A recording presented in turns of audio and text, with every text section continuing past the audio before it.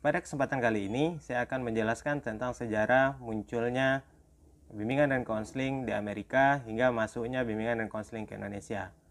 Bimbingan dan konseling di Amerika itu muncul sekitar akhir abad ke-18.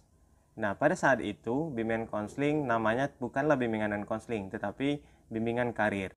Munculnya bimbingan karir ini disebabkan oleh keresahan dari berbagai ahli di Amerika mengenai banyaknya karyawan-karyawan atau pegawai yang mengalami konflik-konflik di dunia pekerjaan, baik itu konflik sosial ataupun juga stres dengan beban kerja mereka. Pada tahun 1898, seorang konselor di Detroit mulai memberikan layanan konseling pendidikan dan pekerjaan di sekolah menengah. Namanya adalah Jesse B. Davis. Jadi dia fokus pada masalah-masalah pendidikan, kemudian moral, kemudian juga jabatan karir siswa.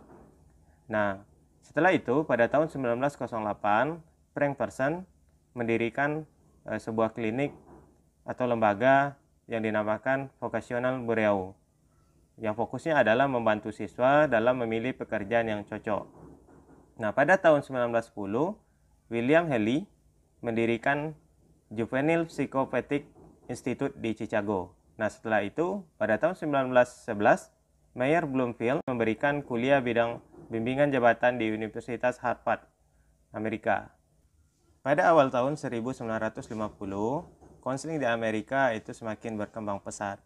Nah, ini ditandai dengan berdirinya APGA atau American Personal and Guidance Association, yang pada Juli tahun 1983 itu berubah menjadi AACD atau American Association for Counseling and Development. Layanan bimbingan dan konseling di Indonesia sendiri itu sudah mulai dibicarakan pada tahun 1962 dan secara resmi masuk di kurikulum pendidikan pada tahun 1975. Pada tahun yang sama juga berdiri Ikatan Petugas Bimbingan dan Konseling atau IPBI di Malang. Seiring berjalannya waktu, IPBI tadi berganti nama menjadi Asosiasi Bimbingan dan Konseling Indonesia atau APKIN pada tahun 2001. Sampai saat ini nama APKIN tetap dijadikan nama organisasi bimbingan dan konseling di Indonesia. Kemudian perlu juga diketahui bahwa jurusan bimbingan penyuluhan yang sekarang namanya BK ini pertama kali berdiri di IKIP Bandung pada tahun 1963, yang mana IKIP Bandung sekarang sudah berganti nama menjadi Universitas Pendidikan Indonesia.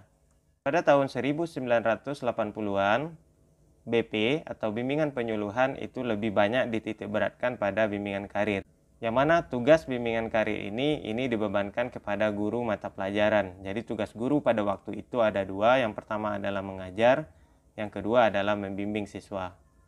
Pada tahun 1990-an, bimbingan penyuluhan atau BP ini berganti nama menjadi bimbingan dan konseling.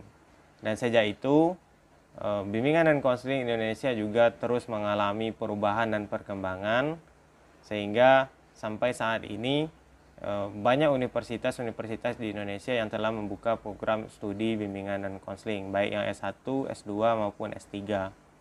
Acuan pelaksanaan bimbingan dan konseling di sekolah juga terus mengalami perkembangan. Jadi dulu kita mengenal BK Pola 17, kemudian berkembang menjadi BK Pola 17+, kemudian berkembang lagi menjadi BK Komprehensif, dan pada tahun 2014 Menteri Pendidikan dan Kebudayaan mengeluarkan Permendikbud nomor 111 tentang bimbingan dan konseling pada pendidikan dasar dan menengah.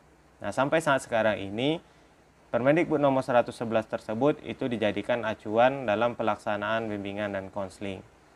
Jadi, itu sedikit sejarah tentang bimbingan dan konseling di Amerika sampai masuk ke Indonesia. Mudah-mudahan informasi ini bisa memberikan manfaat bagi kita semua, khususnya bagi yang bekerja pada bidang bimbingan dan konseling.